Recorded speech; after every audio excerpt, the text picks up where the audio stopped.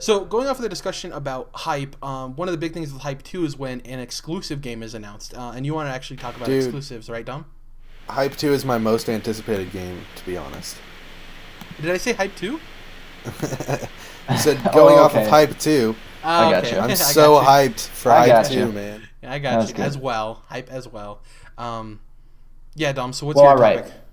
Here it is. I'm going to lay it out for you guys. Oh, Exclusive games are better than multi-platform games. Boom. generally speaking. Because they are exclusive games, they are better. So, yeah, I'm not just going to leave you with just that. So, I didn't actually do this math, but my contention is that if you were to take the average Metacritic scores from every exclusive game and weigh them against the average scores from every multi-platform game, your averages would be higher on the exclusive games.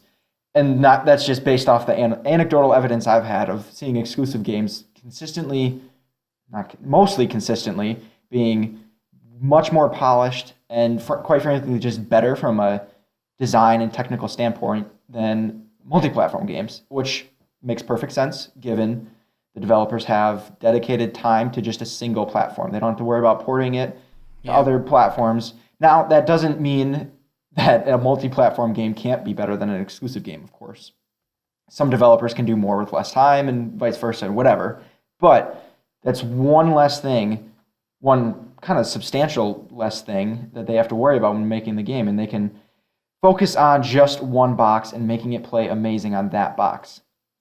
Now, that being said, that's changing. That has changed this gen because the two boxes are so very similar, and they're also similar to PC. Whereas that used to not be the case. So it's less of a hurdle to put games out on all platforms this gen than it was last gen. And even going back to like PS1 and N64, you'd have had to put your game on a cartridge for one and a disc on the other. That's like kind of a huge thing to ask of developers to do to get games on your platform. So curious your guys' thoughts. Am I crazy or what's Um, going on? No. so No, I this think you're totally sane. this generation though, we actually have two duds on each side. Two Xbox exclusives as far as console. Halo 5 wasn't received very well, and Recore wasn't received very well. Those are two. What? Halo 5? Halo 5 wasn't think- received very well. It wasn't. And I mean, it for a Halo game. Let's at Yeah, least put that okay. caveat in. That's fair. yes. I think and- for like most other games, it was received plenty And fine. both of those have two different takes. Like Halo 5, I think it's just people didn't like the direction it's being taken and stuff like that. Whereas Recore seemed like a very experimental game. Also, it shipped at $40, not 60.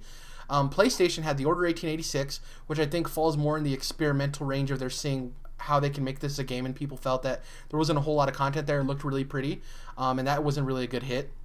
And No Man's Sky, which we all know how that went. And like I said, Well, as far as the being and- exclusive on the consoles, yeah. Shout out to Little Big Planet 3, which had a bunch of glitches and bugs. Even though that's not a big exclusive, Yeah. it is a PlayStation exclusive.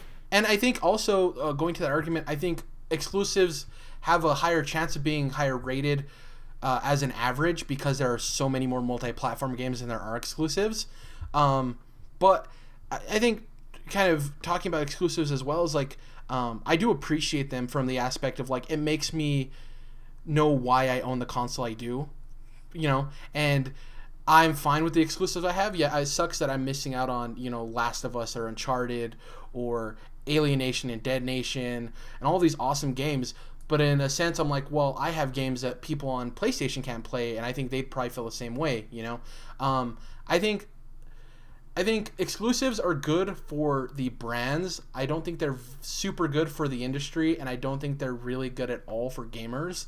But I understand why they exist, and yeah, I think exclusives in general usually are higher polished. But it's because they have the money behind them, like you said. They have a lot of support. They have a lot of time at the shows because they're the first parties or the second parties, usually. And yeah, but sometimes it can backfire because if you're an exclusive, you're only going to be shown at that show, and you don't get the kind of recognition you deserve from other places. So I'm interested to see how it goes from now on. That we're seeing these indie games kind of only be timed exclusives and not necessarily wholehearted exclusives like Inside and Witness actually coming to the other platforms. albeit after a certain amount of time, or Rise of the Tomb Raider. So, yeah, exclusives, they matter and they're important, but they kind of suck sometimes. So, as we know, Dom, the best game of the year, so far at least, is an exclusive. Oh, a Quantum Break. And that's Quantum Break. Quantum Break is an incredible video game, and you can absolutely tell that it really did benefit from being on a single console. Now, it was also on PC, but Xbox One and PC are similar. And you can feel the difference when you play an exclusive like Quantum Break. You can feel that the developer really did get to hone in on this specific system. You can feel the fact that they did have the major backing from the first party studio or first party company. You can feel the fact that they don't feel the pressure that maybe a third party studio does, because they have that backing of the console manufacturer. So it means that they get earlier access to it. They get to dive a little deeper into the code and to the physical parts of the machine, and it almost always benefits the developer. Almost always. I think you have examples where it didn't. I just brought up Little Big Planet 3, but I don't think that was necessarily because it was an exclusive that it got messed up or that it had a lot of glitches.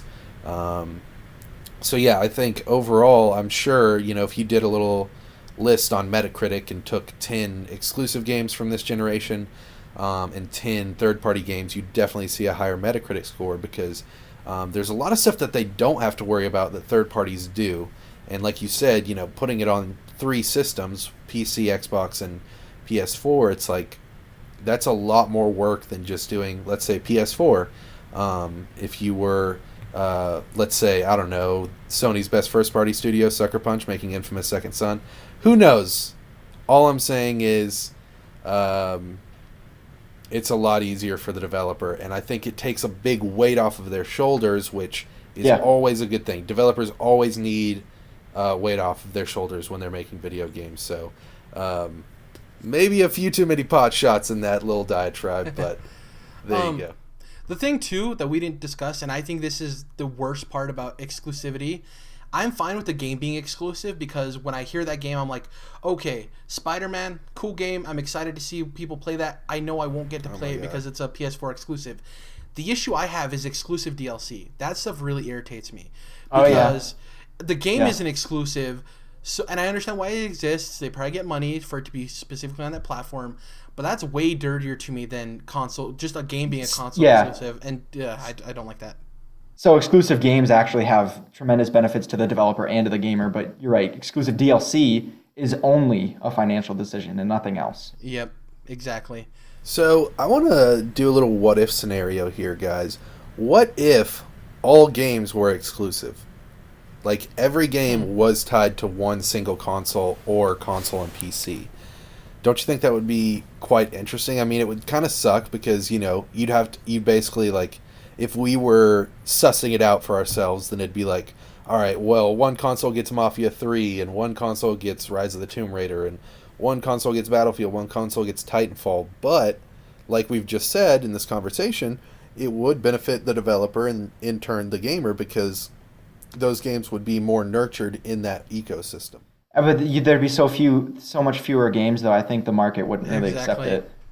I think and also you have to figure that a lot of the best games would probably go to PC, considering that have the highest player group. Yeah, that's true. So yeah, I think that would kill. I understand where you're coming from. It's an interesting argument. I wish it would. It's a DC Elseworld scenario. Yeah, the problem I have is when like second parties or third parties kind of sign into exclusivity. I understand first parties 100%, but it's when you get these like indie games that get signed as exclusives, that kind of is like, just let everyone play it, So you'd rather sorry, go ahead. You'd rather Inside was day one on PS4 and Xbox. Yeah, I'm thankful at all that it came to PS4 and that Witness came to Xbox One, but I would love if they were day and date the same, whatever. But yeah, like I'm fine with exclusives. I hate exclusive DLC. It's probably one of my least favorite things about the industry as a whole. And yeah, just thanks Activision. Once again, you set trends that everyone else follows. So I think bottom line is exclusive games. The downside is that fewer people have access to them, or it's more expensive for people to have access to both consoles or whatever. Exactly. Yeah. But the positives are just, I think they outweigh that, which is easy for me to say now because I could afford not as many consoles as I want, but I could afford all three of them. And I there's no limit to my access, even if they're exclusive. So I'm in a place of privilege that I have access to everything. But I still think they're better, and they're great for the industry, and they're good for us because we're getting better games, like higher quality games. I don't think we should go into Jordan's parallel universe where everything is exclusive, but I like that we have them. It's an interesting idea. Yeah, I think that it's for the best, and I agree with you. Like, it sucks that I don't get to play Last of Us or Uncharted 4, but would I want him to be on Xbox and then it not be as good of a game? Exactly. Or bad of a game, if depending on who you're talking to.